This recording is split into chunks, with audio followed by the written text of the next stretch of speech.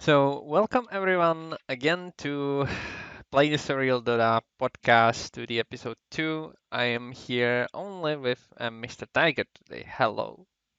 Hello, How are you doing? I'm fine. How are you?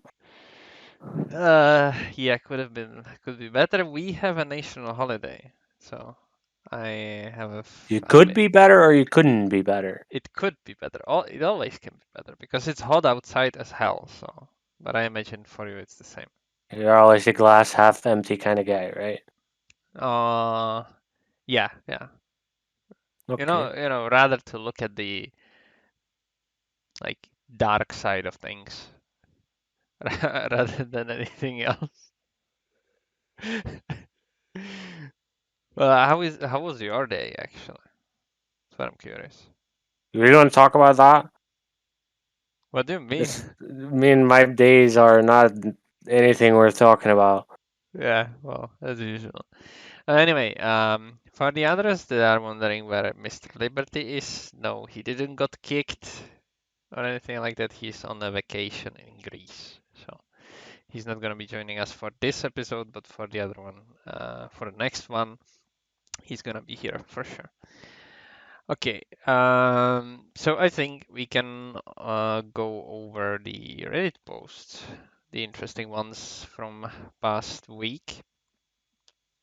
The first one is never thought giving a frost shield to a ward would be useful, and the video was pretty interesting. Did you saw it? I did. There was like for me, for example, I didn't even know that you can use a frost shield on a ward. I mean, me neither. I'm not gonna lie, I didn't know that, but why is the Marsh still there?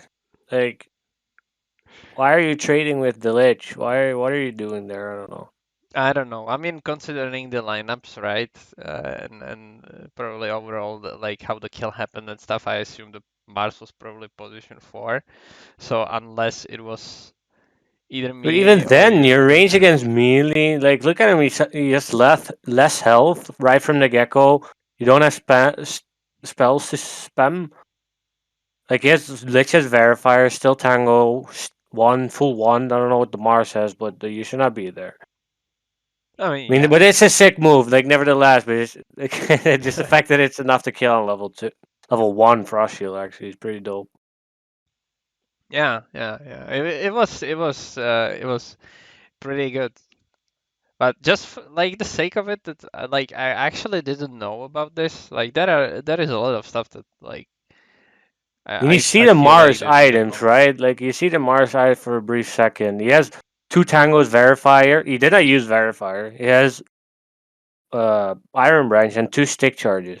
Three stick charges because the Lich uses Blast, like Q, Yeah, right? Also, like walking away, I don't know. It's like I'll just give it an upvote because of the fact that I did not know you could do that. Then again, I'm another Lich player, so I mean, yeah. You are not plus 5 player, he also assumed he's 5, right? Or he's fine, right? Like he has a verifier, he has a stick charge. He decides not to use it because he thinks he's fine. Who expects there to be a ward and that it would be exactly. enough Yeah, damage to take out? yeah. Exactly.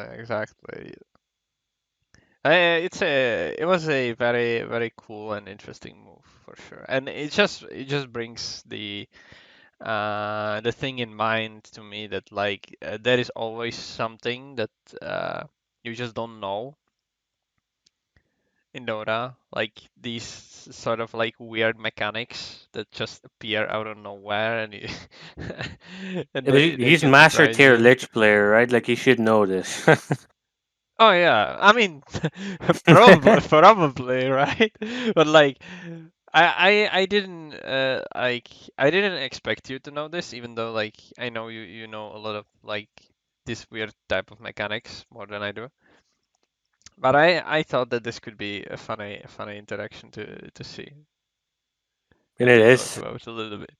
Because it is like this is like the specific exact thing, right? Where it looks absolutely insane. In normal game, it's mostly useless, right? Like you this is like one in a maybe 1,000, 2,000 games where it is actually useful. Mean 1 or 2,000 games, 1 or 200,000 games. Like Yeah, I don't know, like level 2 actually being enough damage to be lethal. I don't know. yeah. But yeah, it was a cool interaction to see, at least, nonetheless. So it's cool to see the community coming up with like this different sort of weird stuff for sure. Yeah. All right, we can move to the second one, which was also a video, or is also a video from the DPC West EU, Liquid versus Tundra, where everybody from Tundra already had a shard. They killed Roshan, and Saksa was the only one who didn't had the shard. He was playing Marci, and then instead of like using and equipping the shard, he just destroyed destroyed it. It was pretty funny video.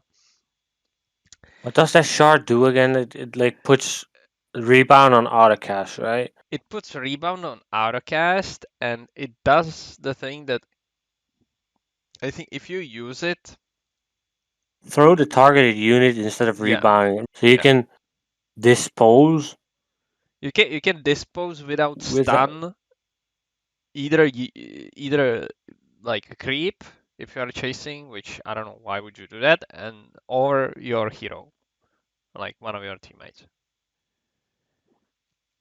to like close the Okay. gap.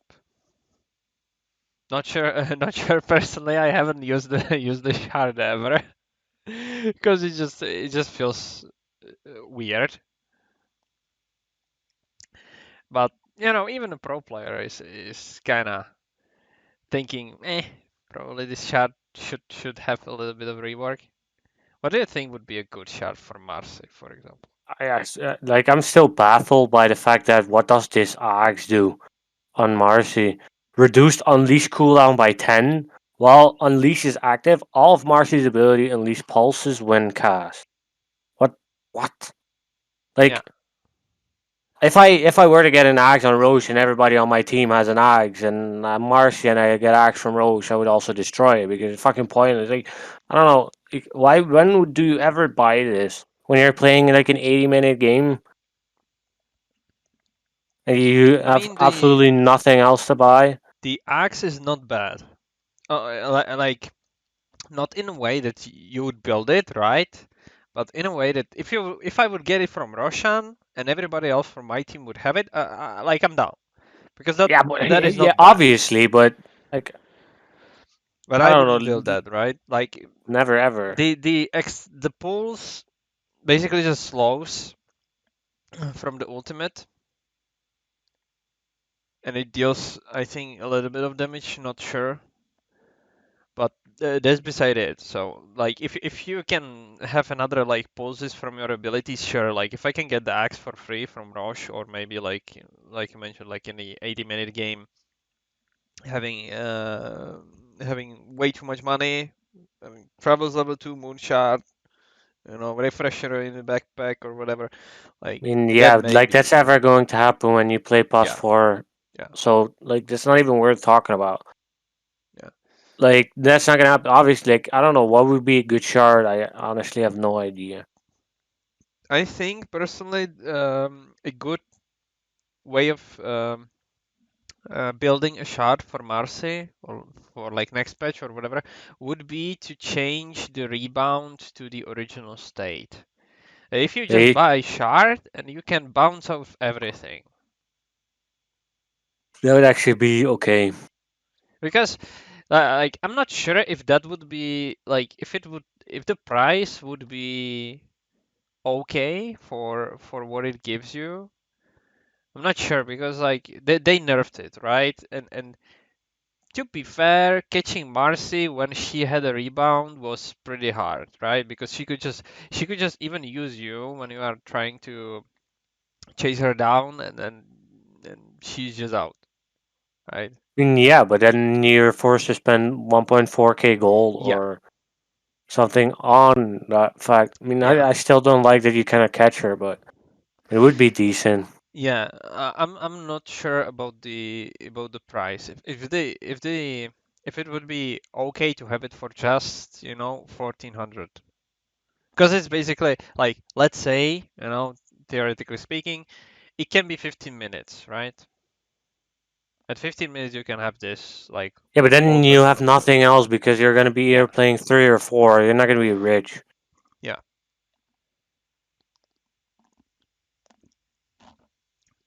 I mean, I don't know. I think it would be fine shard.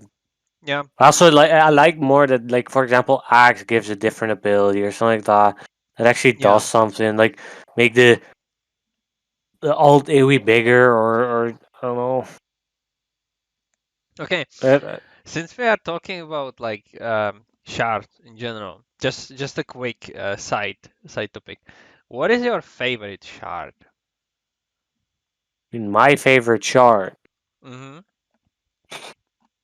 I It don't is even. it is hard to think about it, right? But Yeah, but there's so many. That's the thing. yeah,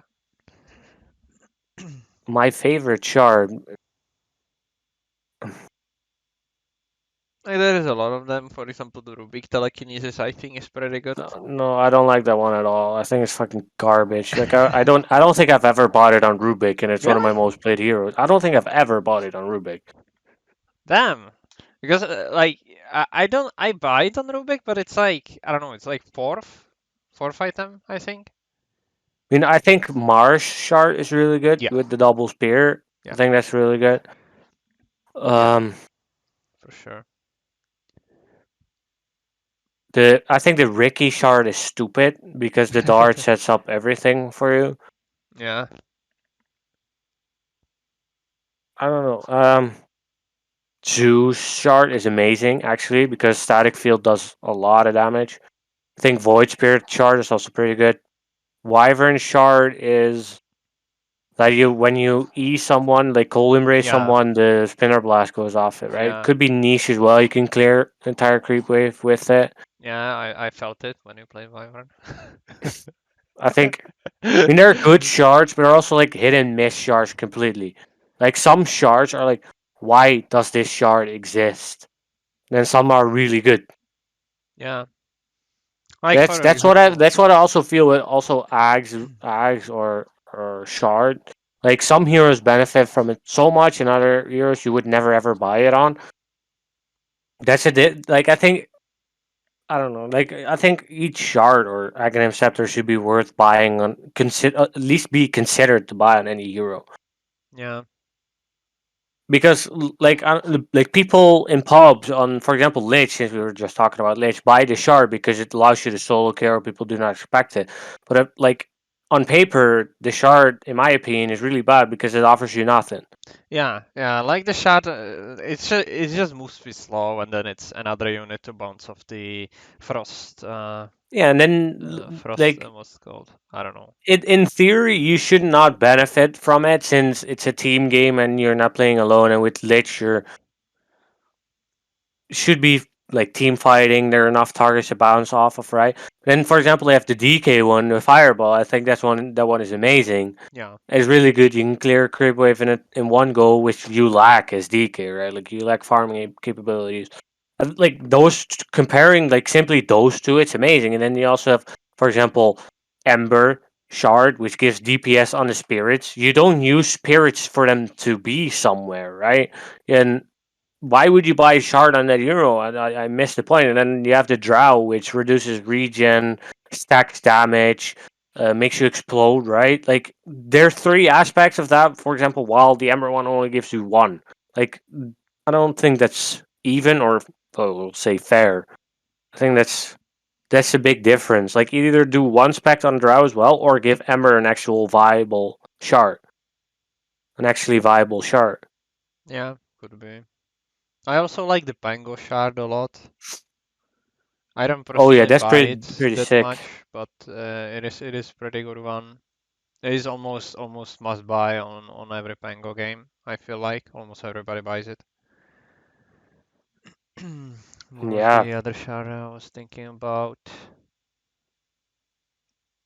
the Night Stalker shard you use that a lot The as Night well, right? Stalker, the Night Stalker shard is absolutely amazing. Like, can you imagine to clear like to just simply eat a full HP ancient at night? That's insane, and You you can get eat full ancients gold. with that. Yeah, at night, only at night. At night, you can Oh eat yeah, okay, yeah. ancients. From full HP, you get full gold. Yeah, that's That sick. that And then you're that full is HP as that well. is good. Yeah, that's very good. That's very similar um, to previous draw ult, right? When you had a chance that when you hit the proc on the ult at level Oh yeah, you 6, can one you shot could the one shot ancient. anything, right? Except heroes, of course, any creep. So yeah, that's for example, I remember that draw just hit 6, started immediately TP to ancients, and then just started hitting ancients. I hated that so much. Holy shit, it was very hard meta back then. Yeah. But yeah, In shard is, I think people forget about shard as well. That yeah, it gives you an extra ability, but like for example, because that was an example that happened to me recently. Like +5 AA rushing shard. What does that do for you? It offers you no stats, no nothing. It deals 40 DPS, so you can clear a creep wave once in a while, right? Other than that, it offers you literally nothing. That why would you spend as a +5 since you're most likely playing that on 5? Spend 1.4k gold, which is 1.5k. You have a glimmer cape, right? Like even less. It's 1.45, right? Okay. I think Glimmer costs more. Glimmer costs around 2k. You have the Shadow Amulet, then you have the Cloak, and then you have Recipe. It's 1950, Really? I think, or something like that. Well, it's 9050, right? But even then, like for 450 gold more or 550 gold more, Yeah. you have an actual useful item that offers you a lot, while the shard does nothing for you. Same with like Dazzle, yeah, you hex, but for 1.75 or 2 seconds, then it offers you no survivability, no stats, no nothing, no escape, no heal, no I don't know. Like, why would you buy that as a +4 or 5 rather support? I know that AA players buy that not as first item, uh, most of the time, like as a third or fourth, to cancel blinks. That's what I know. It's still It garbage was because your for, cash but range is shit. the Castle Like is your actually not bad on the W. God, I forgot what it's called. Ice Vortex. Ice Vortex, yes. And that thing is really bad. I don't think you what and I don't know why would you ever buy that unless you have gold to spend, which you usually don't as a 5. Yeah. You really don't. I can And then attest to that. even then I wouldn't buy it as a third or fourth or maybe fifth item. I wouldn't. Like there's so many better items to get that gives you so much more value. Like I don't think people or well at least in pubs people realize that as a 5 it's not your job to deal damage or to clear creep waves. It's not. So that's why I can think of like 10 different items I would rather buy than AA shard or well you get my point. Yeah. I mean, what I usually do, for example, on AA was it's just the Glimmer of Force stuff, depending which one is better earlier than the other one, and then it's most of Yeah, the but then time like Yules. either game you buy the other one now right after that, right? Yeah. You do because like there are just no better items for 5. Like yeah, I think like not a lot of 5s do that. I know Ench does it. I know Chen does it. That you just rush the Wraith Pact. But that was before it was nerfed. Right now, it's kind of like, yeah, some people still rush it, some people don't. It's kind of like a I mix. mean, but how is it nerfed though? Yeah, it's not. It's not really One hit, nerfed. Yeah, and people like pay more attention to it because the model is bigger. Yeah, yeah, it's not that much, but I've seen also like some AA players. I remember that they just rushed right back. So I think like post five right now is kind of like split in between like yeah, obviously if you are normal post five player, right? But you are Normal, define normal. define normal that you are not playing Lion and you have Tranquil's Blink Axe. That's a pause 5. Yeah. I Yeah, mean, that's a normal build. we know that, right? Like, I still remember when I played the Axe, and I no, I wasn't playing. I was playing the Night Stalker, right? And I was like, how the fuck does this Lion has a force staff? Like, nobody fucking does that on Lion because everybody is stupid, but this guy wasn't stupid, you know? So, like, there was one out of the million players that weren't stupid and bought the force staff instead of the Blink. But yeah. But I think like right now you just go like first off Glimmer or Wraith Pact, one of those. I don't think there Yeah. is any other. Yeah, I think that if there is a game for it, I still think you can go with like the 2016-17 build, which is like Medallion into Solar Crest Rush. On AA, No. Overall on five. But you need to have a lineup for that, right? Like you need to have a right clicker, like I don't know, for example, TA, and you need to know that the TA player is not gonna sit on ancients for 20 minutes. You know, if he's gonna do that, then like Solar Crest is pointless because it doesn't do anything for you. But yeah, like I think that is still viable thing to do. But otherwise, I think the standard like Lemur 4 stuff is like very probably the best. niche. Yeah, the solar cast is like you know it's like it's there. You know, it's not a Yeah, bad but item. didn't you like Dota used to be like you go minus armor build? I don't think I've ever seen or minus armor team or something like that. I don't think I've ever seen that in the past 1 2 years. Oh, the quick side step. Yeah, let's move to Downvote, the don't care. yeah Like I honestly don't care. yeah. It was pretty funny, but overall downward. The third post I think you especially would like. Yeah, fuck you. The PA crit hits different. And there's just a picture, you know, of a description of a percentage for different passive abilities that are here and how they feel within game. So Barabesh obviously the magical 17% is either 4% or 82%. 15 damage on coup de grace, 35 on creeps and 7% heroes, 24% and it's time lock, right? Called. I'm luck. Yeah. Yeah, works only on supports, which is true. Because I remember when you were playing the Void, you were like, yeah, I hit the bash every single time on a creep, but not on heroes at all. Then counter helix 20%, nothing for 1 minute, and then 15 in a row. Not really, at least for me personally, but it is In kind some of situations, yeah, yes. You how many times you were like, oh, one more spin, and I would have killed this guy. yeah. Oh I yeah, mean, yeah, exactly that. yeah. That's true, you know. And then I go into easy game and I hit three in a row for no reason. Then the passive from Legion, 25%. I don't remember what's that called. No, It's not press. Uh, Overwhelming doesn't odds really is the matter. Q. Whatever. And that is like balanced. Not sure. I've also seen some like pretty insane ticks. The OD passive slash active. I don't even remember what that's Moment of called. courage. Yeah, Okay, moment of courage. That's 30%. The I don't agree with OD being 30% as well. I played so many yeah, games on OD with no mana. yeah. The is Blade Dance, right? Is the crit from Jack 65%? I'm not sure. In ult, yeah, probably, but overall. And then obviously our favorite headshot. Yeah, fucking The- stupid spell. Like it's such a dumb spell, man. It's a stun.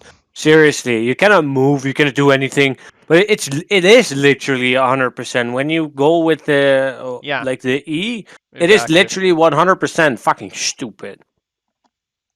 Yeah, but overall in game, even without activating it, I think it is a lot bigger than 40% for sure. I mean, attack. Its headshot briefly slows enemies' movement and attack speed by 100%. Like, fucking what? It is a stun. It is fucking dumb, to be fair. I mean, it doesn't cancel channeling, but other than that, it's a stun. Like, fuck, stupid dumb spell. Deals 110 damage as well. Seriously? 110 damage, and you get slowed for, like, you get disabled for 0.5 seconds. I mean, it's a stun, and then 100%. I don't. Ugh. It's like Enigma would cast Black Hole and then you headshot her out of to a different game. Yeah. You were waiting for that one, right? Yeah, a little bit. Well, not a little bit. But yeah, I mean, I agree. Like, I'm getting angry the same way as you do when I play against Sniper and this stupid ability. So, yeah. I mean, who doesn't, right? Okay, the next one is pretty interesting. It is why do English speakers hate Russians? I mean, I did not upvote this or not. Oh yeah, the picture. I upload that. For me, it is funny. For me, sure, I'll go upvote. All right. I don't know, like, it goes either way for me. Yeah, and then the other post, the English speakers hating Russians. For me personally, I've read the entire post obviously, but the guy is kind of missing a point there, at least from what I've seen and what I've read in the comments as well, which I agree with the comments a little bit more. Is that like for me, I don't have a problem with Russian speaking players or with Russians, with, people from Belarus like this guy is or from Ukraine, right? I don't have problems with them whatsoever. I do have problems with them when they are just talking Russian and they absolutely refuse to communicate with you in English.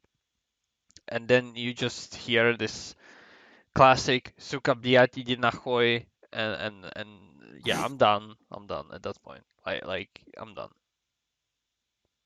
I mean, I like the same, like, as soon as, like, why do, like, when don't I like them or have a problem with them rather when, like, the game starts and you're queuing on English speaking servers, right? Like, the first thing they do is speak in their native language. Usually they're in a party of two, and they, like, by the way, guys, Discord is free for all Russians out there. Like, get fucking Discord server, go in there, speak all the Russian to like to each other that you guys like. I don't like. I can't be bothered. But they start with assuming we speak Russian while they're on English servers, and then when you actually say that to them, like, say that to them normally, that you don't speak Russian, they usually start with, like, what you said, like "idi nахуй" or like Yeah. swearing in Russian or whatever it is. That's the problem. That's where it gets escalated. Yeah, and then at the point, like let's be honest, like this guy writes as well, right? Like, for example, I solo win the game. No one ever even apologizes to me. Like, that's not gonna happen ever. Like, it's online game. Like, nobody cares that they offended you. Nobody's gonna be laying in bed later. Oh, I offended that guy. Maybe I should have apologized. No, it's not gonna happen. So get over yourself. Yeah. And also just the fact he also wrote there that like he tries to like communicate in English, with like within the game, which for me personally I wouldn't mind it. And I'm pretty sure that like 80% of like player pool based in EU wouldn't mind that either, right? Because like I personally even like when I'm playing with a player who I can clearly understand from the accent that he his main language or like native language is Russian. I'm even glad that he's trying to talk in English because for me it just feels like that it's like a rarity, you know? And it's Because a stigma. It's a stigma. But there's also a stereotype that goes with it because majority of people that speak Russian do it the way that we just described. Like they yeah, start speaking Russian and then get mad when we don't speak that language while they're on the English servers, right? Like there's a stereotype for a reason because the majority of people do that. And at that point, yeah, you're not gonna be like after 20 games, 30 games, you're not gonna be like, okay, maybe this is one like fish in the barrel that's actually normal that actually tries to speak English because he wants to try or wants to play a decent game of Dota. Like you stop trying as well because majority of people don't do that. That's why I think he hits or misses it here completely the point. yeah, yeah. But overall, I would say that like I don't think that people would mind like playing with Russians. I personally played with I think 3 Russians in my teams. All of them And were I pretty nice, you I know. don't care. Like I don't care where someone is from. I really don't. As long as they don't do the things that they usually or like the stereotype tells them to do, right? Yeah, Like if you're from Russia and you start playing a pub game and you start with speaking English, I don't care about the fact that you're Russian. But as soon as you start with speaking Russian, I care. But it doesn't matter whether or not you're German or French or Chinese. I don't know. Like as soon as you start to speak your native tongue in an online game that's queuing on English servers, you hit the board like completely miss your swing. Like it doesn't just go for Russians. Yeah, okay, maybe people because of the stereotype, people assume that you're Russian and then don't want to talk to you because you're like the other ones. yeah. Overall, in general, I'm gonna give this a downvote. Downvote, Yeah. downvote for sure.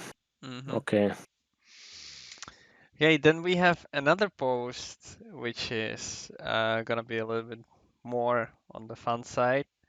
Is I'm so blessed I saw another Uprising pubstar. There is just a picture or like profile picture of a guy who is Ancient 3 and level 30, what? 8? 38. Yeah. Yeah. And I imagine it was probably taken after a game where he just totally stomped someone, which most likely is gonna be a Smurf profile. Yeah. So in general, what do you think about like people smurfing or stuff like that in general on like lower ranks, let's say? I mean, what tells that this okay? Like I mean, level 38 with 4-4 wins. Are you really smurfing Ancient 3? Like, it says earn Ancient 3 19 hours ago and you got a Rampage Tuesday. I mean, that could just as well be a coincidence, right? Like, I don't know. Like, I hate Smurfs as well, like, especially people when they play like Meepo and Tinker and you cannot do anything about it. And, like, you cannot blame the other team for riding on it because they get free MMR. I Yeah. mean, I think this is a cry for attention. Is that Yeah. like 16 days ago, Zero Upfall is going to be having -1 now because I downvoted it. Yeah, me too. Okay, and the last one that I want to talk about, which is a follow-up to this one, is a post from or like which the title says, "How is this not a problem? Why are these people not manually banned?" And it is a picture of a for sure 100% Smurf player, which by the way is also either from Russia, Ukraine, or Belarus or somewhere like that. I would probably assume Russian, but I cannot be sure. Which he has a Herald 3 account, and in the title of his Twitch says his main is 7450, and, and there is a picture of him playing last game Meepo with what was the score? 20, 28, 10, and 6? No, 23, 10 and 6. 23, 8, and 6. 10 and 6, yeah. He's probably Russian because of the money, like the Yeah, rub. yeah, But it doesn't matter which basically. nationality he has. It's the fact that there's no way he's 7.5k, right? like if you're playing in what 200 MMR bracket or 300, you go 23 and 10, you still die 10 times as Meepo. I'm not impressed. I mean, Yeah, like, but I agree with the prof. I mean, that's true. I didn't even realize. Like, he actually died 10 times in a Herald, but. All the people out there that are Herald are feeling really bad, but I'm sorry. I'm really sorry. But yeah. Oh my god. Yeah, I actually didn't even realize that. You're right. Oh no.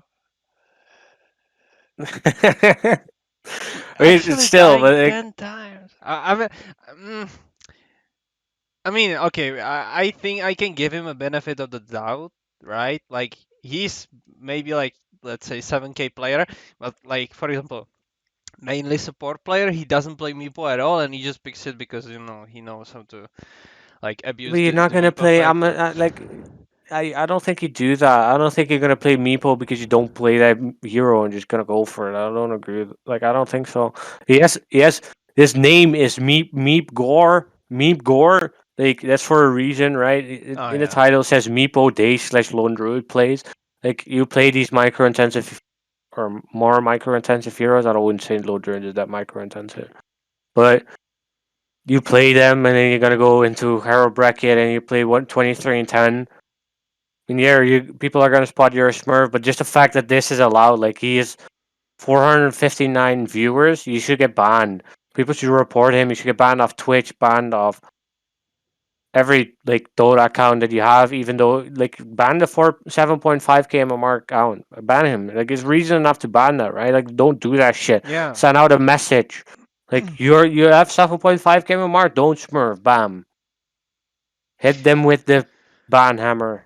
Yeah, the IP ban would be the best, but I think I mean, Dota, there or are like ways Valve, is around not that. You have doing IP VPN. I don't bans. know, like Yeah, just ban his main account, like ban his Smurf account, and because like people pay for that low MMR account, right? I also yeah, ban his main account. Like find like he probably has his Dota buff link. I'm actually gonna check it out. Like let's go to Twitch and let's meet Twitch. What's he called?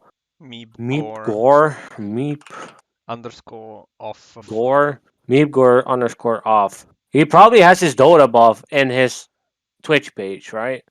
I mean, it could be, Info. yeah.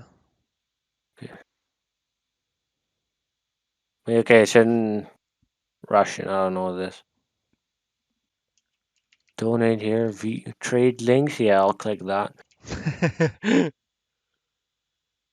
I mean, okay, it's not on here, but chances are very big. Like, he has sponsors and everything. Like, just ban his. I don't know. Like, just ban everything. That guy even has a fucking TikTok. I don't care about that. But yeah, that's true, for sure. Like, Okay, downvote. yeah. Or no, actually, No, upvote. upvote, No, upvote, upvote. Yeah, upvote. I like this. Why are these people not manually banned? I don't know. Just start doing that. Yeah. Valve has a lot of money. Gabe, you fat cock, hire people to do that. But yeah, that is true, that is true. Okay, from the other news that's not really Reddit related, or a little bit Reddit related, because the first one is a video from hOlyhexOr, and it says, or it is about a first ever quote unquote draw in a Dota 2 history, where I've tried so hard, but I couldn't find the Reddit post because it was posted on a Reddit. And the title of the Reddit was something like, "Hey mom, I completed the campaign." And that was actually posted by the guy who played the sniper in that game. But the video overall from hOlyhexOr is a highlight of the entire game. But later on, there is a server tick info where Oh yeah, I see it. there is a timer of 5310.12. So at the exact same time, the Radiant Ancient was destroyed by Sniper and the Dire Ancient was destroyed by Drow. but the Radiant won the game, even though that in the channel log feed, the quote unquote the Radiant Ancient is like was Destroyed destroyed first. before. Yes, Registers first. yeah, registered first. But the interesting thing that we don't know was that even though this is like a log of the game, we like that's only the thing that Valve will know from the servers is at at which exact tick the hit from either draw or the sniper was recognized. Because since this is an online game, right? Like there can be like millisecond mistakes, or like not really mistakes, but time delays for registration of certain events that are happening within the game, and this technically could be one of them. But like it is not a clear draw. Obviously, there was a winner in this game, but it is pretty interesting to look at. I'm not sure. Like this probably already happened, something similar, but it was just brought up to Chances are, but like it's a yeah, coincidence. But there's probably like I don't know. You're unable to have a draw, right? So it should yeah, be for a reason. Like I don't know. Like probably the hit that gets registered first wins. Some reason that's draws over snipers. I guess. yeah. Oh yeah, it is an interesting thing to see, at least for sure. That like the engine was destroyed at the exact same time, but probably on a different tick. True. Probably. So yeah, pretty interesting. I will obviously with this one I will post into the description the video from hOlyhexOr, since we are talking about this video and using this video. So uh, you can guys go and check out the video if you haven't seen it already. Okay, the other video, which I'm not sure I've posted there, I didn't. So I'm just gonna talk about it. The video was posted by Titaniadota, and it is a short clip taken from a DPC China after game interview with Ame from PSGLGD, which was taken out of context one question, and that was that there are rumors that Ame will retire after this season, after the TI. And Ame himself in the interview said that he's gonna keep it to himself, but still we can assume things, we can talk about it. What do you think? Do you think that like I'm not saying that he whether he's gonna retire or not, but do you think he should retire? That's the thing.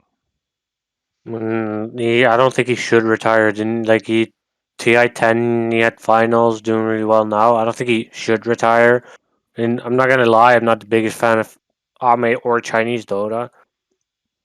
But as long as you can keep up, why would you retire?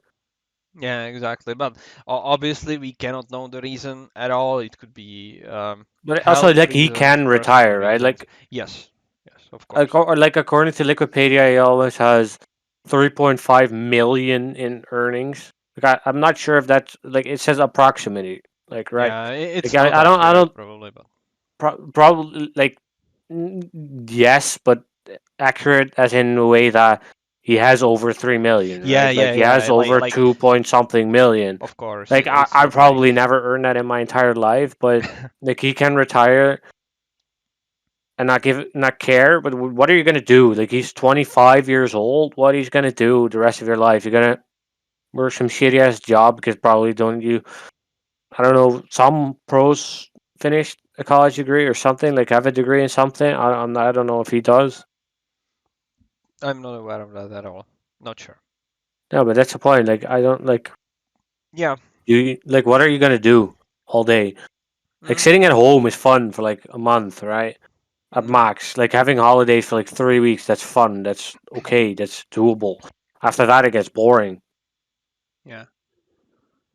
And they play a Dota all day and then stream, and then you're not really retired. So why, if you're might like he's gonna stream whether or not you're playing pro Dota or not. Yeah, exactly. It's like uh, it reminds me a lot of like all the players that like retired, right? Like retired. From all the players, the only one who actually retired and has nothing to do with Dota at all is Universe. Really? Yes, he is the only one out of the entire player pool that ever retired that didn't came to Dota at all. But he's also not playing it in his Yeah, spare time. he's not playing Dota at all.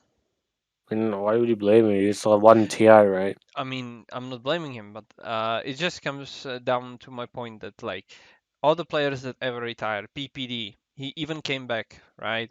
Jarax, same thing. What are the other memorable I mean, they're names? probably like aren't in those cases people usually retiring because they're like in the heat of the moment, they're done, they have problems and Yeah, at home, or they have other problems to deal with, which they need to take care of. But then they not really retire, but take a break yeah, but they call it retirement. In Dota, just to get attention or that's something.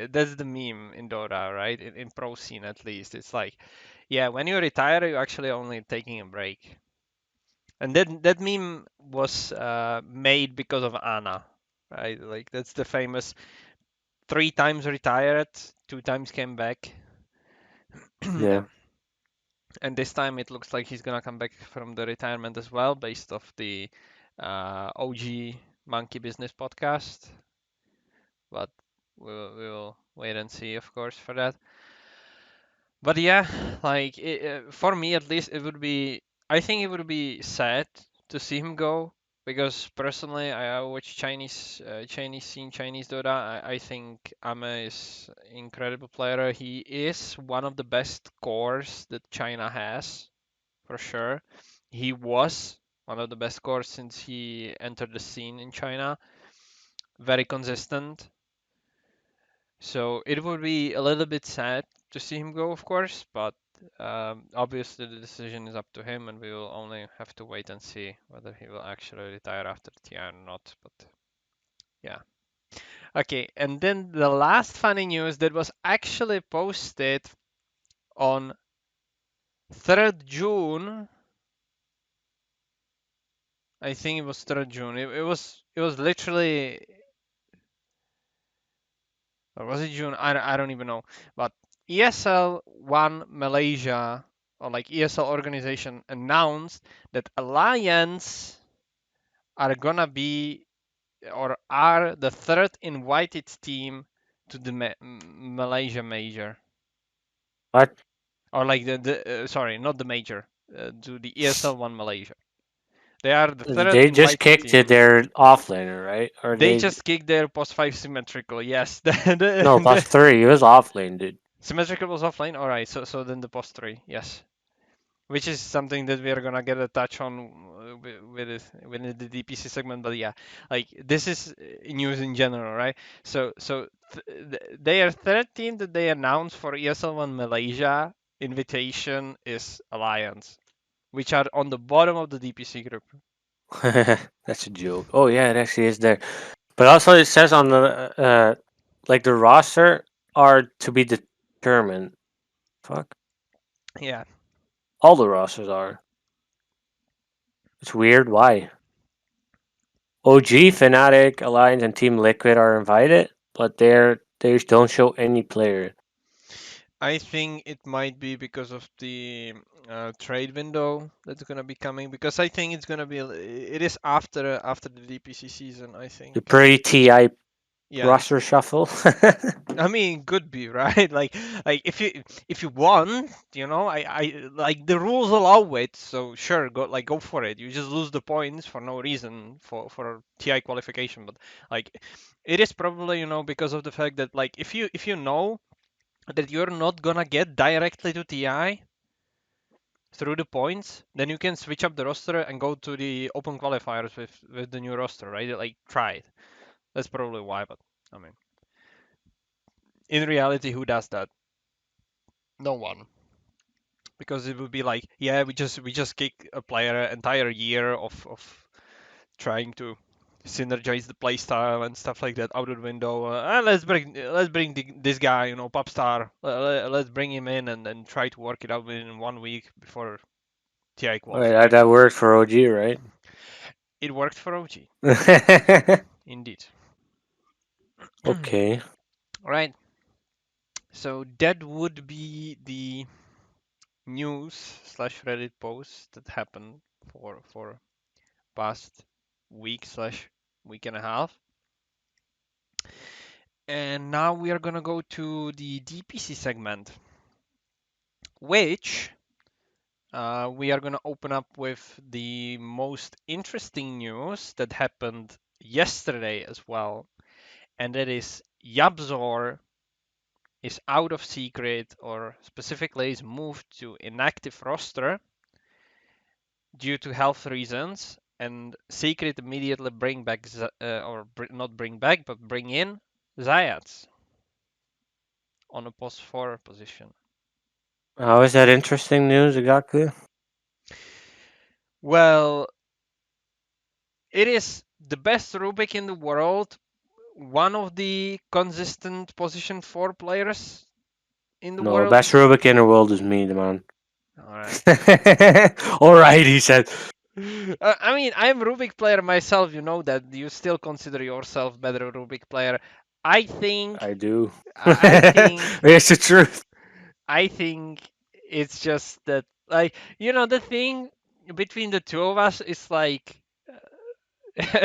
I mean, I still remember the game where we were in a pick selection, right?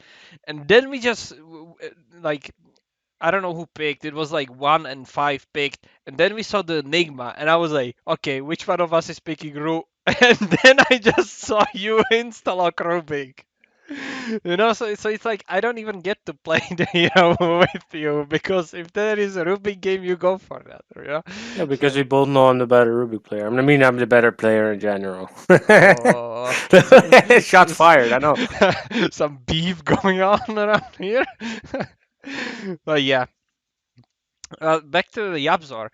Yeah, like, to me, it is interesting because him and Papi, I could be wrong, but I think they are the longest, or like on par with Kuro and GH, they are the longest running support duo in a pro scene right now. Or am I wrong?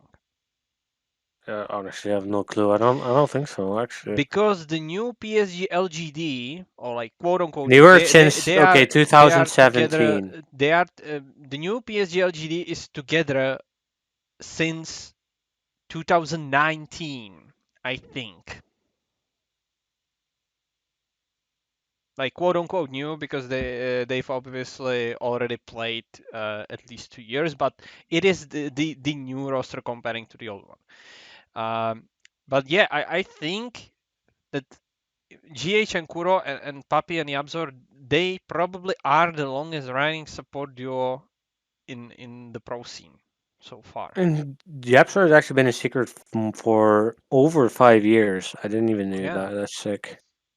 I mean, to be fair, it is like, time flies. Like, actually time flies. Like, I still remember how Envy was playing, in secret with Arteezy and S4.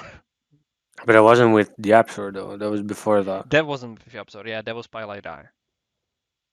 And slash Misery also played there on offlane. This is offline, yeah. Yeah, yeah. Like those good old days, quote unquote. I call it personally. Yeah. Why are So they the good old days? because those were the times when I really enjoyed Dota a lot, played a lot. Like back in those days, I played like 10 hours a day. That was intense. Okay, that's sick. Yeah. And you were still like what, Archon? No, I was 3K, and then I made the jump to 4K around that time, and also I was still in high school, So like the good old Dota days, like don't even give a shit about my my score in school. Just fucking play Dota. Yeah, like those I call good old days. You know, Okay. but yeah. So Yabs are leaving. Secret bringing Zayats. They also thanked Valve on their Twitter post that Valve actually had to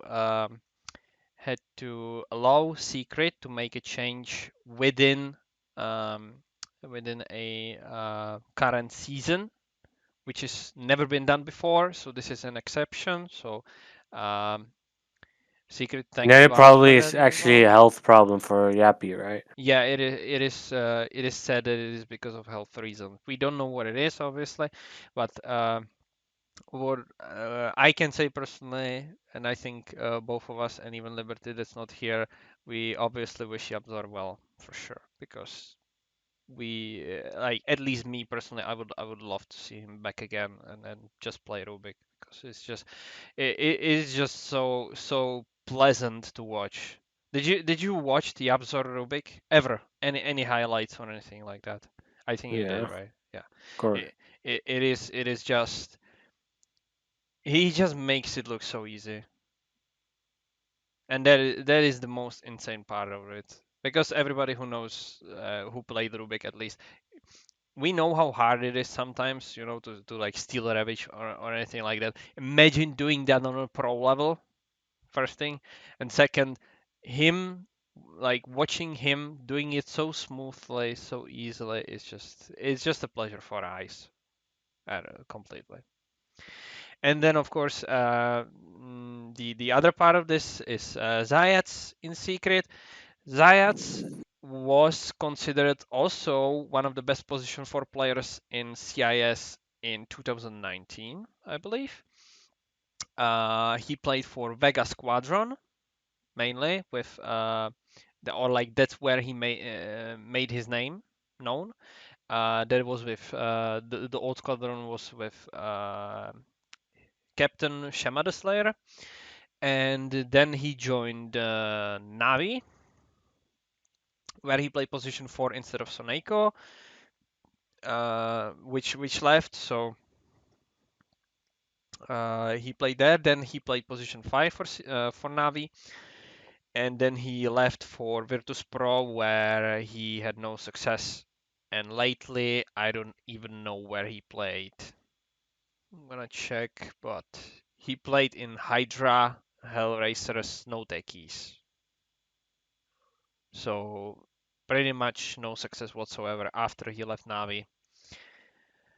But he's still known as a vicious techies player. I know him personally for his Earth Spirit, which was really, really good. So it would be interesting to see him back on like a pro tier 1 level, quote unquote, and on a position 4 again.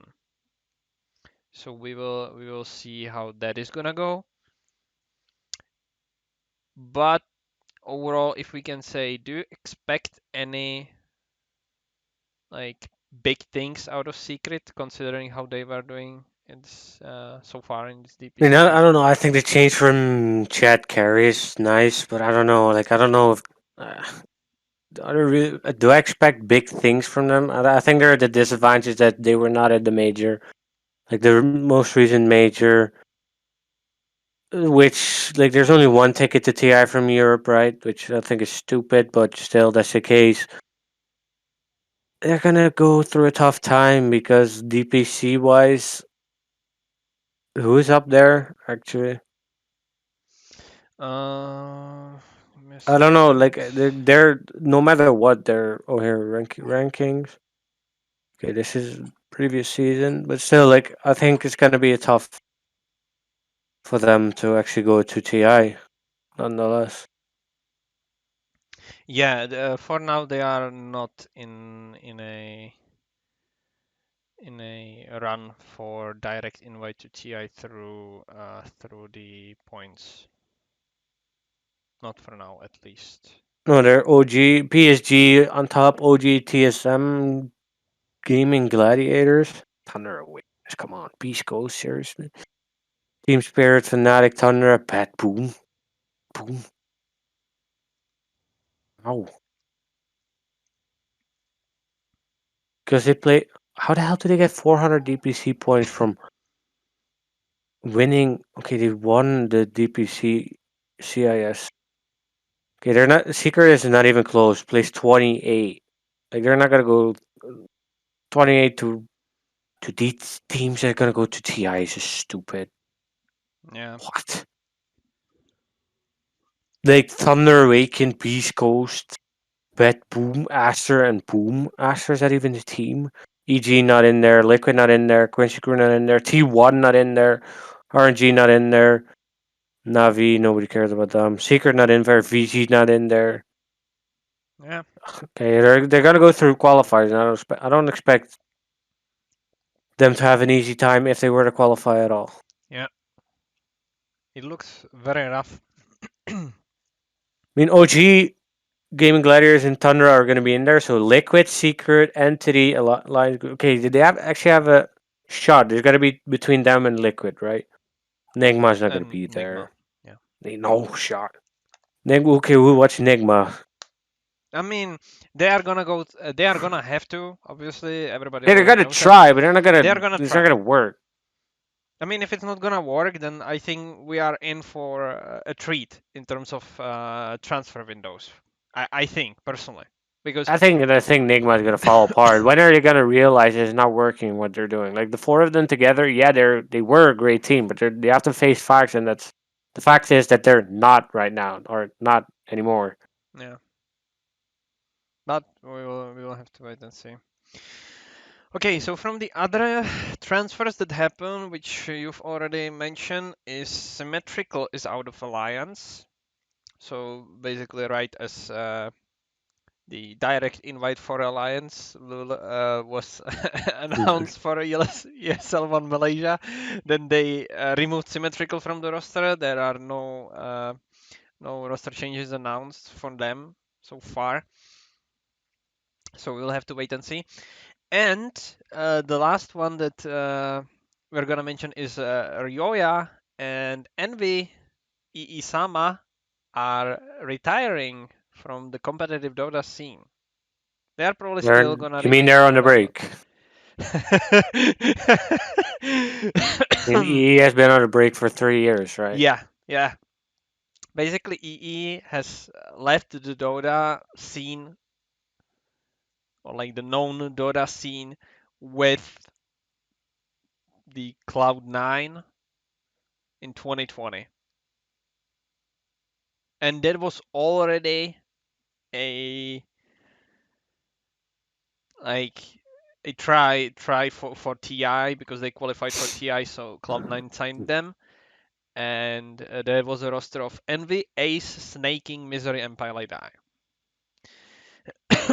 And then I watched a lot of streams from Envy, most of the time for fun interactions and stuff like that, and entertainment. But I remember in 2021 or something like that, he even played position 5 just to try and get back to the pro scene, but he wasn't successful. And I think he kind of hit the rock probably, that nobody Yeah. wants to even sign him or anything, because he doesn't have a like he's not low rank. He is like top 100 or top 200. So that's not that bad, right? Obviously it's NA, right? Like we don't talk about it, but like he doesn't have a smaller like low rank. He's not a low rank player.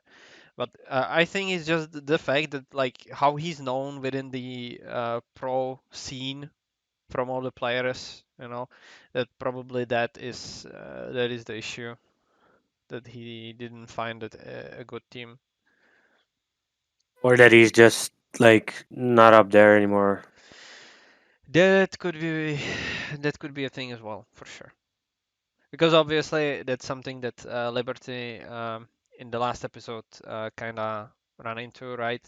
Which was the talk about how the new blood is coming to Dota, completely, right? Like the new generation is taking over, which is true, and it is undeniable, and it's also unstoppable, right?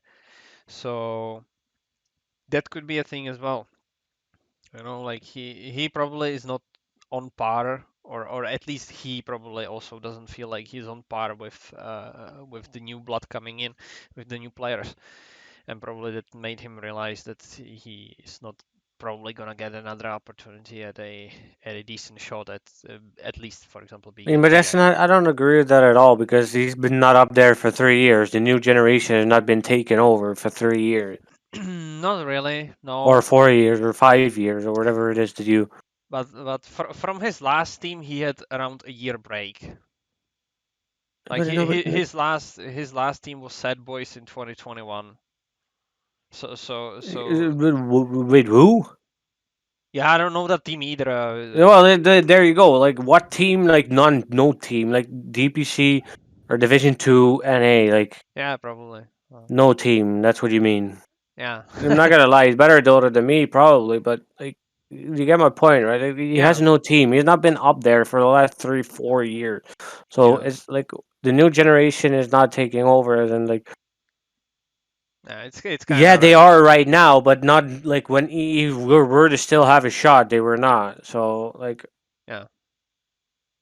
like people are not like he's not up there for a reason because he's simply not up there. Mm. All right. That would be the transfers that happen. Now I'm just gonna briefly mention the standings for the current DPC. So as of 5th June, in EU West, we have OG leading with 5-1 and Tundra 4-1, and on the bottom is Team Secret with 2-3 and 0-6 Alliance. Then the CIS, we have Bad Boom with Soneiko Squad going 4-1, Navi going 4-1, and Team Spirit going 4-0. And on the bottom is Pariparni 1-5 and Rune Eaters 1-5. Then we have the China, which is actually RNG with maybe on the mid lane leading with 4-1, Aster 4-2, and Extreme Gaming 4-2 with Paparazzi. And on the bottom is actually still PSG with 2-3 and 1 for eHome and 1 for Dandelion Esports Club. In You mean the the highest ranking PSG LGD, right? Yeah, Like on yeah. DPC ladder. Yeah, makes sense. Yeah, then we have the SCA, where Boom Esports is leading 4-1, followed up by RSG 4-2, and Talon made a comeback, and they are 4-1 right now. And on the 7th place is Enigma Galaxy SCA 1-5 and 0-5 Polaris Esports at the bottom at the 8th position. For the NA, we have Quincy going 5-0, EG going 4-1, Nouns 4-1, TSM actually 3-2, and on the bottom is 5 red for 4 staff and going 1-4, the cut going 1-4, and on the bottom Felt with 0 and 5. And for the SA South America, Beast Coast leading 4-1, followed by Thunder Awaken 4-1, and on the bottom Team Hokori and Wolf Team both 1-3. Those are the standings as of today.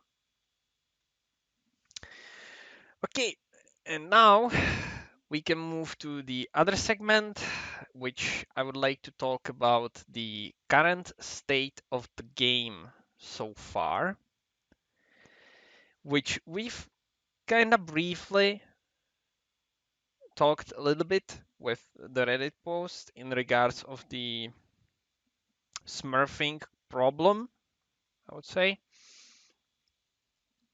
So I would start here in the current state of the game. What I think, like right now, the game is dying inevitably. We could see that on the charts on Steam that Dota has. I've seen a video that was posted from BlitzSpanks. Like right now, the Dota has around 300,000 active players, where it is around 600,000 active players a month, and the active player pool is constantly going down. Like it's just not going up at all for past 3 years. Dota has moved from 600,000 active players per day to 600,000 per month. So the Dota is overall doing pretty poorly in terms of how the game is popular.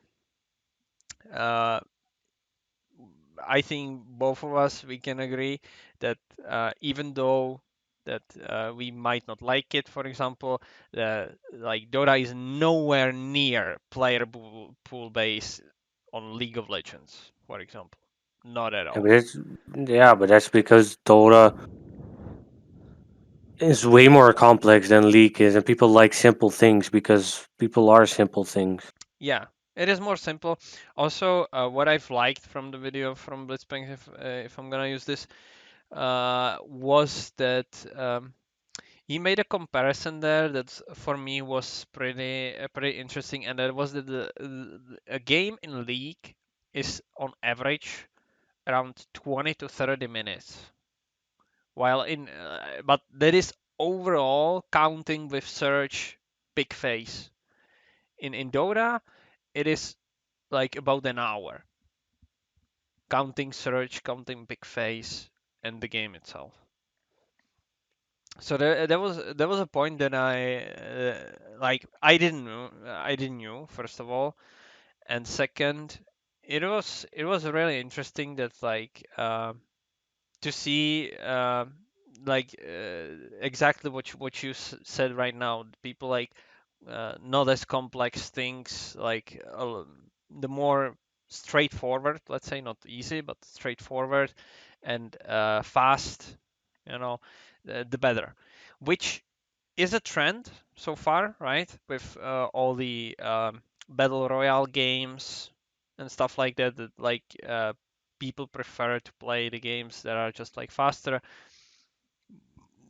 To mention, for example, right, like PUBG, Call of Duty Warzone, that's popular right now, stuff I like mean, that. PUBG has a bigger player base than Dota. I don't even know that. I know, like in PUBG, you get a game within a couple of seconds, yes, but then you're forced to wait a minute, and then you're looting for 10 minutes. You're just gonna die by the first guy that shows up. So yeah, okay, it's fast, but you're looting, and then but that's the big difference. Like in Dota, you're queuing for 10 minutes, and then you Yeah, found the game, and then you're like the like with like I think the main difference is like with League, the games are very short. So if you have a fucked up team, you're done with them sooner. If you're winning, you winning sooner, so you can go to your next win yeah, quicker. If you in Dota, you're stuck for like 30 minutes because they're else ex- like even though if you were to let the enemy team end, you're gonna be stuck for like 30 minutes. yeah. I think that's the big difference. Like also queue times probably. I don't know what they're like in League because I don't play. I'm not a pleb, but I played League a little bit, like literally a little bit, because my colleagues wanted me they found out that I'm playing Dota, so they were like, yeah, automatically you're gonna be decent at League, so let's go and play, because they were always missing someone, and the queue times are really fast. It's like, I don't know, minute max for a game, for an unranked game. For a ranked game, it's around 30 seconds, not even that. So it is really fast, and the pick phase is also pretty fast. Like it's just no time to lose kind of feel, you know. And then okay. obviously the other problem that we have is or like the game has, in my opinion, is the like this divides to two parts, which I'm gonna talk about both. But the first thing is attracting new players. Like there hasn't been like any sort of, besides what Slacks made with Sunsfan, the new quote unquote tutorial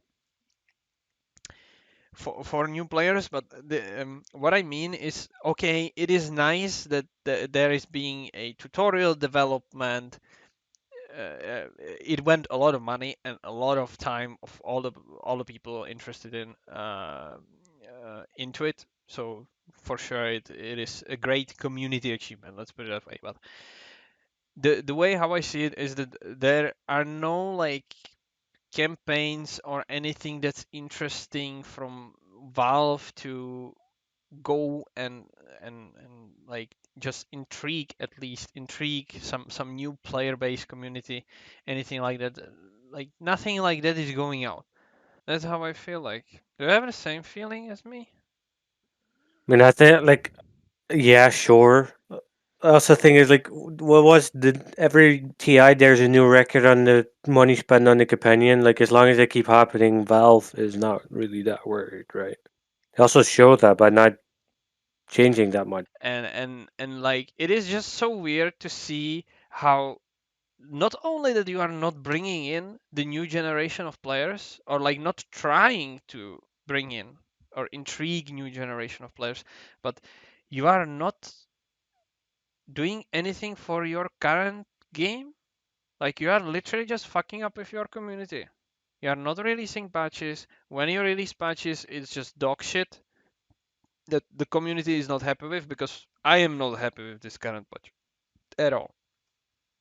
Like it's just, yeah, you see the coddle is a problem. You see the coddle is a problem in pro scene. What do? You nerf 100 damage? Like, excuse me? Obviously, like, right, for us, it means a lot. For pro players, it means a lot. But you could have seen that it actually made a little bit of difference. And that's it. Kotl is still being picked, even in pro scene, still being played on mid. Nothing. Absolutely nothing has changed. That's what it feels like, at least. And it's like, you just don't, straight up don't give a shit.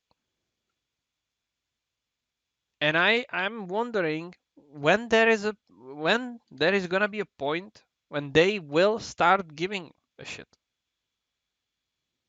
I don't know. I really don't know when they're gonna start giving a shit. Yeah, it is just so weird.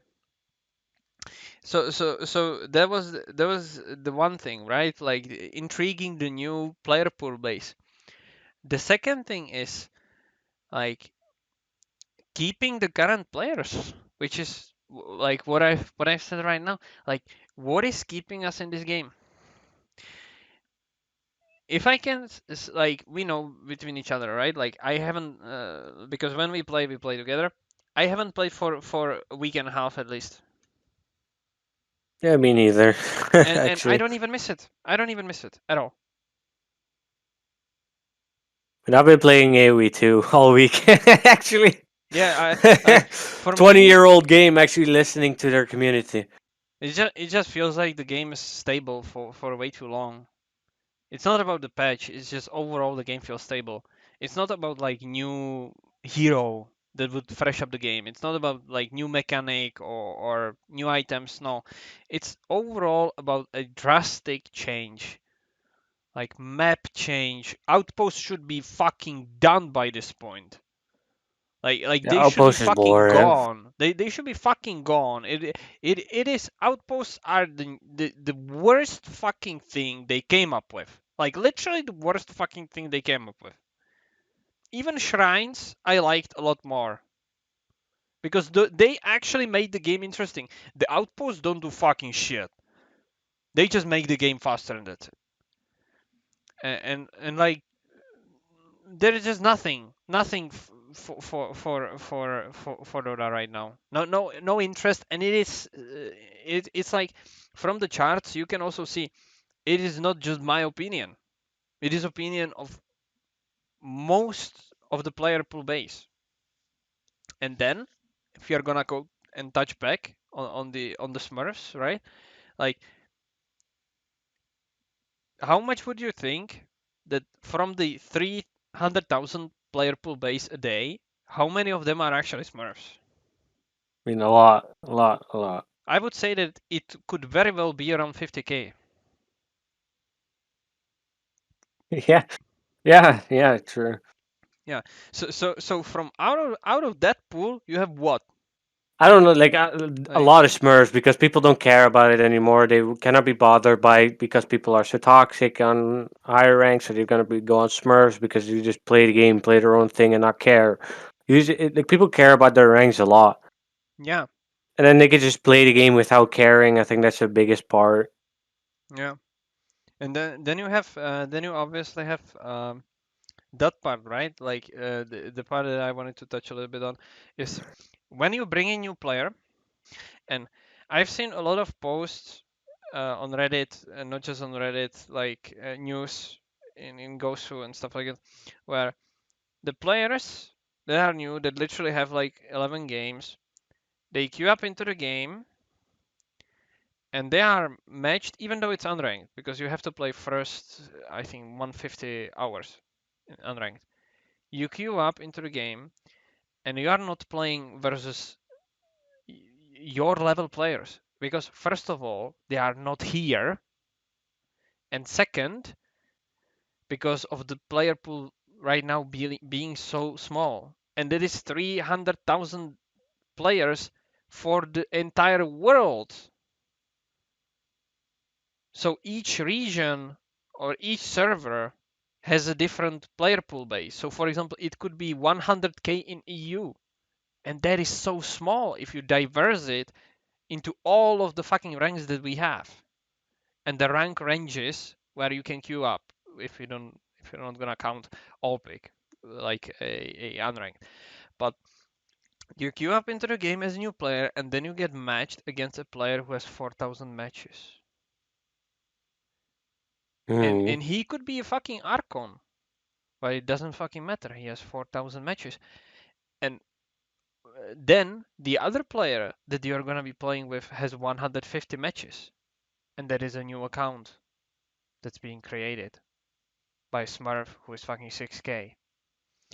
Then you have a player who's gonna be a divine because he's just gonna be playing unranked, and he manages to queue up with you because, well, that's how the fucking teaming up works in Dota, because it's fucked up. Not just in ranked, it's fucked up in all pick completely in unranked. And then you get totally crushed because you don't know shit. You get crushed in one game, you queue up into another. You're like, okay, well, whatever. If you manage to hold on like this for 5 games, you're a hero. But then, like, you just leave. Because if you don't get the interest in the game straight up, that it's like, yeah, I have to invest like fucking, I don't know. You know, when I first started playing Dota, I was kind of skeptical because I don't didn't like to play MOBAs. Then at some point I got hooked. I played only Dota for like what 5 years straight. But after that, and hopeless attempts to actually find a stable stack, I don't know. Like I just stopped playing it. Yeah, I don't really know why because well it's just like, same shit. Like you don't have. yeah, It's impossible to get a stable stack to actually play with friends, have fun. You always like toxic behavior, shit heroes. You want something is broken, doesn't get changed. Doesn't get changed ever. You're playing against it all the time. I don't like when Tiny, the most recent Tiny change. How long did that last? Couple of months before that got changed. Coddle, same exactly six thing. months for the tiny. Yeah, exactly. That was stupid. Just pick Tiny and you win. Yeah, Pick Oscar and you win. yeah, Pick Tinker and you win. Like I hate those games. Like I really don't like them at all. yeah. So it's like, uh, not just that you cannot bring in new like generation of players to player pool base, but it's just keeping them here is impossible if it's gonna be like a person that is alone without someone bring him in, because it's just not like the game. I hate to say it, but the game is that hard and that complex that if you wanna play it, you need to be prepared or start playing it. You need to be prepared to invest, in my eyes, at least like 50 hours to learn it, like to learn mechanics, learn items, learn heroes, learn their abilities, learn the map, learn like the map awareness and all everything like that to at least like a starter level, you know? Like 50 hours, I would say. You've been rambling on for I don't know how long. All right. So let's just move on from this. Okay, so the hero spotlight is another segment, which is yours choice this time. Your We'll do choice. Karo. All right, Cuddly, What's the listen. point of this thing actually? I mean, overall, what do you think about the hero? I mean, I think it's fun to play, but I don't see the value. It's like a swing. I think it's a hit or miss hero. If you don't snowball enough, you fall off very hard. You die two, three times, you're done. Well, If you're super greedy because you don't move, if you're playing in mid lane, you don't move. If you're playing on four, it's really fun. I usually play it on four, but I'm also super greedy. I usually have more net worth than or three at least, or probably two in most cases as well. Which, like, I'm not gonna lie. Like when I play that hero, I don't play with the purpose of playing it as support. I'm playing it as a core. Like yeah. yoink as much farm as I can because I know, like, in the pubs we play, it's shit, and then I can at least take over, deal damage, do my job that way. But it's not supposed to be my job as a four. Yeah. So I miss the point with the hero, but it's a lot of fun to play. But I think it's you miss the point with a hero. And I Mm, don't think like right now it does one thing. Push waves, deal magic damage, right? You offer no control, you offer a bit of deep push, but that said you don't offer a stun, you don't offer map control since the daytime vision is not there anymore. You need to buy shards to get recall. You can defend towers as a four, right? I guess. I'm not even sure. As a two, yeah, you can deal a lot of magic damage. You can snowball out of control, but if you don't hit your timings, then what do you do? mm. I mean, for me, I don't play Coddle on core. I don't play him on four either. When I play him, I play on five, and so far I didn't get to play him or like play five in general. I remember when the Coddle was changed and he was given the Solar Bind ability. That's what I thought was like pretty insane. And we played it. That was when we played with Duke. We played on the off lane with him, and I Uh, played on the the, safe lane. And they were talking about that. no, and that ability to me was pretty good. And then it got changed to this current version. And it's just I don't know. Like for me, the Coddle right now is like in a weird spot where it is very similar. I think I would compare it to IO on 2018. Sorry, 19, 2019, when it was played on core. Like a typical support, absolutely typical support, and suddenly was playing on carry role because like he just had one insane ability, and there's actually the same thing with Coddle in my opinion right now. Until they fucking nerfed the IO to the ground, then it was stopped being played on core. I think that's probably gonna happen to Coddle as well. She's gonna be nerfed to the ground at some point. At some point, if that change ever comes, right? I mean that is true, but I don't know. Overall, do you like the fact that it's being played on like a core position on mid I don't lane? like the fact that all that's being played on two, but I also don't like. I wouldn't like the fact it's not going to. It's the only viable role there is, and I don't like it as a two. I like it to play it as a four because I'm greedy myself. Like I'm the definition of a greedy support, but I don't like it being played at all because I don't know. It doesn't really do anything. It doesn't win the mid matchup. It doesn't.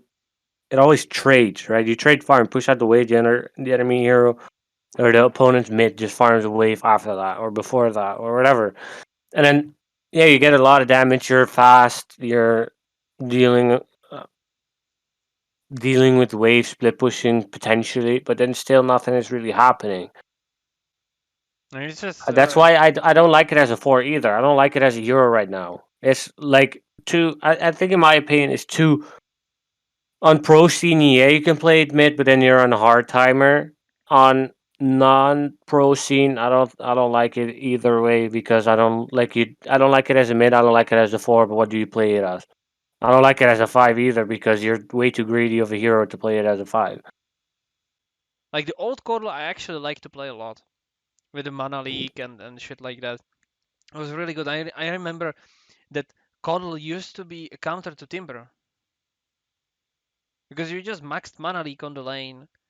You completely fucked the Illuminate. Like I remember that Illuminate was one of the most useless spells that Codel had back then, and you just maxed mana leak versus Timber with the Chakra Magic, and he just constantly were mana leaking the Timber, and he just couldn't move. If he moved, he was out of mana, and then he was just right clicking for CS, and your carry usually had a higher attack damage, and that's how you counter Timber, for example, on the lane back then with this hero.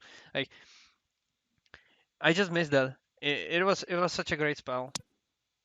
So much possibilities that they could have done with it. Now that I'm thinking about it, I would actually play the hero if he would have mana leak again. I actually want to play. I actually want to play it. 'Cause that was really fun. And even the fact that you got stunned afterwards Oh yeah, you could when get when you had stunned. zero, yeah, because previously or like the mana leak was changed this way. Previously you just had like mana run out and nothing. You know, you just ran out of mana and then that was it. And then they changed it to the mana leak that if the target runs out of mana, you get stunned. And the stun was actually 0.5, 1, 1.5, and 2 seconds. Like that was fun. Like that's what Yeah, I'm saying. Like the good old days of Dota. Like that was fun. Like all the abilities that were there had some fun aspect to it. Dude, I remember how I managed to stun in teamfight like Storm with mana leak. Because he was just zipping around and he ran out of mana and then he moved one fucking pixel and he got stunned for 2 seconds and died. Like like those type of things I miss. Do you have anything to add? not really. Okay. As Codless says, from Lightskeep rides. So basically, when you see a Codler riding at you, it's probably a fucking Dagon 5 E-Blade Hex at fucking 20 minutes. Okay, so that would be it for this episode. Thank you guys very much for watching. For the next episode, we are gonna bring back Mr. Liberty, of course, after he's back from the vacation. So leave a comment, like, subscribe, and we will see you in the next episode. Thumb up on YouTube. Yes.